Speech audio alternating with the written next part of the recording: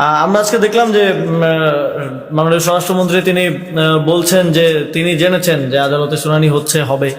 তো তো ওনার জানার মধ্যেও এক ধরনের সন্দেহের উদ্রেক করে, আসলে উনি জেনেছেন নাকি ওনারাই করিয়েছেন। যেহেতু আমরা দেখলাম যে বিএনপির যারা লয়ার হিসেবে পরিচিত তারাই সেখানে সাবমিশন দিয়েছেন, তারাই সেখানে জুলাই সনদের বিরুদ্ধে সেখানে কথা বলেছেন।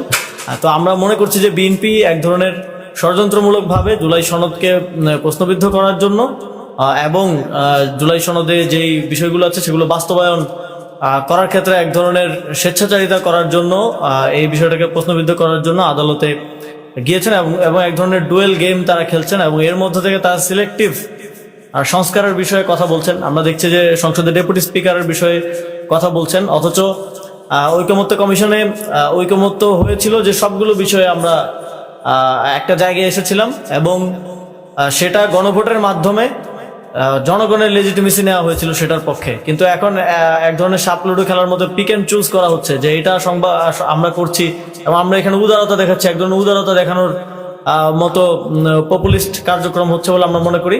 জুলাই সনদ জনগণের জনরায়ের প্রেক্ষিতে হ্যাঁ ভোট বিজয়ী হওয়ার মধ্য দিয়ে জুলাই সনদ বাস্তবায়ন এখন এই সরকারের জন্য বাধ্যতামূলক এবং যদি মাননীয় আদালতে এই জিনিসটা চ্যালেঞ্জ করার মাধ্যমে বিএনপি নিজের সরকারকেই চ্যালেঞ্জ করলো বলে আমরা মনে করছি, কারণ এই একই সনদের ভিত্তিতে কিন্তু নির্বাচন অনুষ্ঠিত হয়েছে। সংবিধানের ভিত্তিতে নির্বাচন হলে সেটা 29 সালে হওয়ার কথা।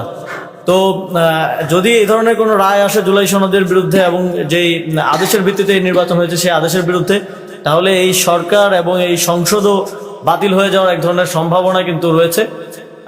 সেই জায়গা থেকে আমাদের আহ্বান থাকবে যে এই ধরনের জনগণের সাথে প্রতারণা, বিভিন্ন লেয়ারে প্রতারণা করার জায়গা থেকে আমরা বর্তমান সরকারকে সরে আসার আহ্বান জানাবো।